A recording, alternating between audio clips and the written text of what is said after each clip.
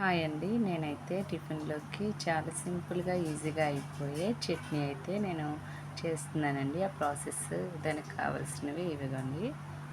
పచ్చిమిర్చి, కొబ్బరికాయ, వేపిడి శనగపప్పు అదే పుట్నాలు అంటారు కదండీ అవండి. కొత్తిమీర. ఇవైతే తాలింపు కోసమండి. మినపప్పు, శనగపప్పు, ఆవాలు, జీలకర్ర, ఎండుమిర్చి, కరివేపాకండి. పచ్చిమిర్చికి ఇలా ఘాటు అయితే పెట్టుకొని మనమైతే ఆయిల్లో అయితే వేయించుకోవాలండి. కొబ్బరికాయలు ఇలా ముక్కలుగా కట్ చేసుకొని మిక్సీ పట్టించుకోవాలి ఫస్ట్.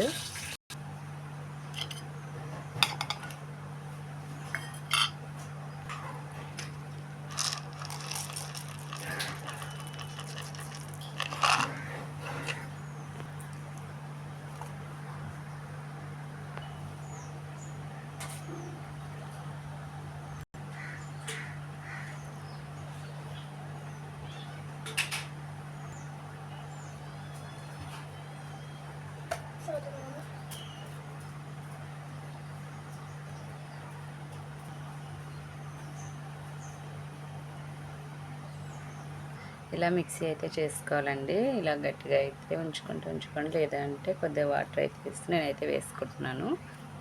మళ్ళీ ఒకసారి మిక్సీ అయితే పెడుతున్నానండి. తాలింపు అయితే పెట్టేసుకోవాలండి. ఇదిగోండి, తాలింపు పెట్టకుండా కొద్దిగా అయితే తీసాను.